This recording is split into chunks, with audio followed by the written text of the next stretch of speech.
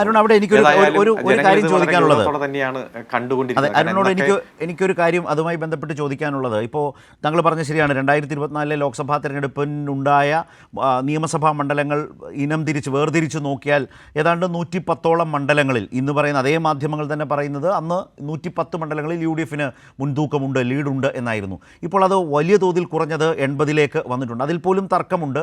കാരണം ആ ലിസ്റ്റിൽ തന്നെ പലതും ഇടതുപക്ഷത്തിന് അനുകൂലമായി ഉള്ള പലതും വിട്ടുപോയിട്ടുണ്ട് എന്ന കൂട്ടിച്ചേർക്കലുകളും തിരുത്തലുകളും ചൂണ്ടിക്കാട്ടലും അതിനുശേഷം സംഭവിച്ചിട്ടുണ്ട്. ഈ തളിപ്പറമ്പടക്കം പലതും അങ്ങനെ സംഭവിച്ചിട്ടുണ്ട്. പിന്നീട് ഞാൻ പറഞ്ഞു വന്നത്, പക്ഷേ പല നിരീക്ഷണങ്ങൾ വരുമ്പോൾ, ഇപ്പോൾ 95 മുതൽ ഉദാഹരണത്തിനെടുത്താൽ 95-ലെ തദ്ദേശ ഭരണ തിരഞ്ഞെടുപ്പ്, 96-ലെ നിയമസഭാ തിരഞ്ഞെടുപ്പ്, അതുമുതൽ ഇന്നേ വരെ അല്ലെങ്കിൽ 2020-21 വരെ എടുത്താൽ എന്താണോ തദ്ദേശ തെരഞ്ഞെടുപ്പിൻ്റെ ഒരു ജനവിധി, അത് തൊട്ടുപുറകെ വരുന്ന നിയമസഭാ തെരഞ്ഞെടുപ്പിൻ്റെ ഒരു ചൂണ്ടുപലകയാണ്, ഒരു സൂചനയാണ്, ഒരു വ്യക്തമായ ഒരു ചിത്രം, മുന്നറിയിപ്പ് പോലെ തരുന്നതാണ് എന്ന് പറയാറുണ്ട്. അത്തരം നിരീക്ഷണങ്ങൾ വളരെ സജീവമായി ഇപ്പോഴുണ്ട്. അത് അങ്ങനെ തെറ്റിയിട്ടുമില്ല. 95, 96 മുതൽ ഇങ്ങോട്ട് നോക്കിയാൽ. അരുൺ? അതെ, കൃത്യമായിട്ട് പരിശോധിച്ചാൽ നമുക്കത് വ്യക്തമാകും.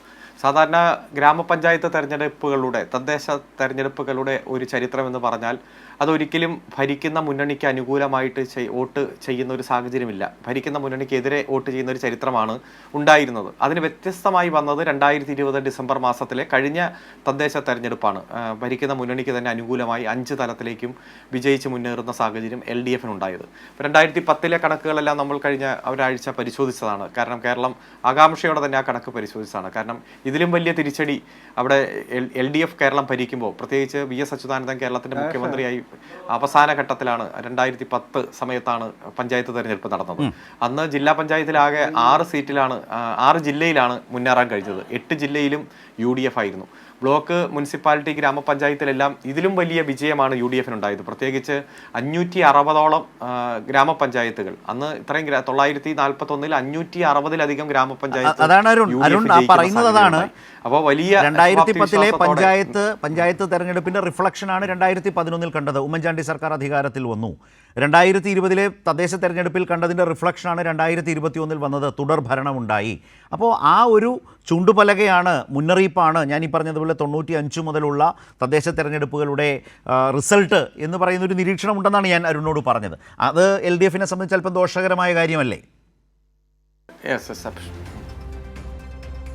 ഇല്ല, അവിടെ 2010-ൽ ഇതേപോലെ ഇപ്പോഴുള്ള സാഹചര്യത്തെക്കാൾ കൂടുതൽ പഞ്ചായത്ത് നഷ്ടപ്പെട്ട്, മുനിസിപ്പാലിറ്റി നഷ്ടപ്പെട്ട്, ബ്ലോക്ക് പഞ്ചായത്ത് നഷ്ടപ്പെട്ട്, ജില്ലാ പഞ്ചായത്തിലും പുറകിൽ പോകുന്ന സാഹചര്യം ഉണ്ടായി. 4 മാസങ്ങൾക്ക് ശേഷം നടന്ന നിയമസഭാ തെരഞ്ഞെടുപ്പിൽ 68 സീറ്റ് നേടാൻ ഇടതുപക്ഷത്തിന് കഴിഞ്ഞു. വലിയ പുറകിൽ നിൽക്കുന്ന അവസ്ഥയിൽ നിന്നാണ് കുതിച്ച് മുന്നേറുന്ന ഒരു സാഹചര്യം ഉണ്ടായത്.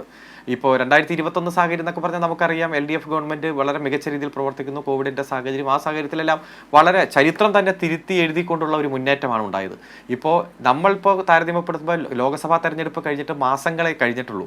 അവിടെ 110 സീറ്റിൽ മുന്നിട്ട് നിന്ന മുന്നണി അത് 80-ലേക്ക് ചുരുങ്ങുകയും 19 സീറ്റിൽ മാത്രം മുന്നിട്ട് നിന്ന മുന്നണി അത് 58, 60, 62-ലേക്ക് വരുന്ന ഒരു സാഹചര്യം കാണുന്നു.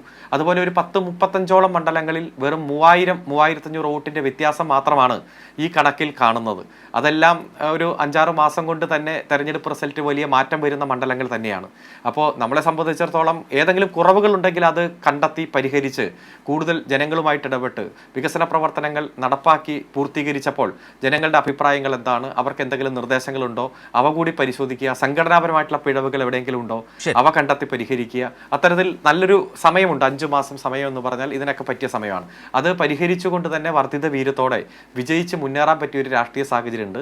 ആ രാഷ്ട്രീയ സാഹചര്യം നന്നായിട്ട് പ്രയോജനപ്പെടുത്തണം എന്ന് തന്നെയാണ് LDF ഉദ്ദേശിക്കുന്നത്.